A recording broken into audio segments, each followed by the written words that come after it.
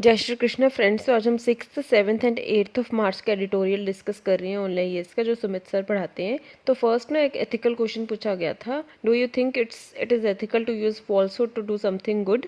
तो ये काफ़ी अच्छा क्वेश्चन लगा कि अगर हम कोई चीज़ सही करने के लिए उसमें झूठ बोलें तो दिस इज़ एथिकल और नॉट। तो मेरी ख्याल से तो दिस इज़ एथिकल, बिकॉज अगर हम एग्जांपल दें कि जर्मनी में जब ज्यूज़ पर अटैक हो रहा था, तब अगर कोई भी नाजी बोल दे कि हाँ मेरे घर में नहीं छुपे इन ज्यूज़, तो इससे ज्यूज़ की जान बच सकती है। और this is ethical to use falsehood to do something good. इसके बाद GS3 का टॉपिक है, India's movement under diplomatic sun must be used. तो हमारे G20 की जो मीटिंग्स हो रही हैं, फॉरेन मिनिस्टर्स की भी मीटिंग हो चुकी है, फाइनेंस मिनिस्टर्स की भी हो चुकी है, क्वाड के फॉरेन मिनिस्टर्स की भी हो चुकी है, एंड रायसीना डायलॉग भी हो चुका है। That is organize by observer research foundation, ORF के द्वारा जो ऑर्गेनाइज करा गया था। इसके बाद voice of global south submit भी हो चुका है। तो इन्होंने, राइटर ने बोला है कि इंडिया की वैल्यू इंक्रीज होगी ग्लोबल पॉलिटिक्स में। तो India was the leader of the global south. India's relation with Iran and Israel are also very good. Iran और इसराइल के आपस में रिलेशंस अच्छे नहीं है, पर इंडिया के साथ, इंडिया ने दोनों के साथ अच्छे रिलेशंस मेंटेन कर रखे हुए हैं।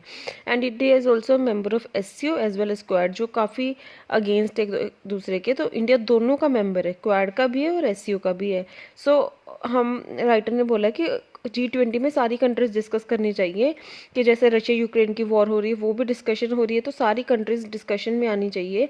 हमारी 20 कंट्रीज हैं G20 के अंदर, पर हमारी 193 कंट्रीज है, तो सबके डिस्कशन करनी चाहिए।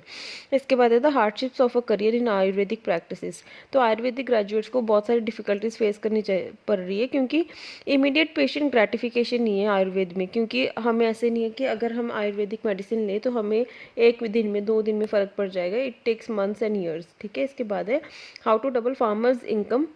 ठीक है। तो 28 फरवरी 2016 को हमारे PM नरेंद्र मोदी ने शेयर करा था कि he want to increase farmers, that he want to double the farmers income. तो 75 ईयर्स कंप्लीट हो चुके हैं हमारी इंडियन इंडिपेंडेंस को, and India has now entered the Amrit Kaal. तो इन्होंने, राइटर ने बोला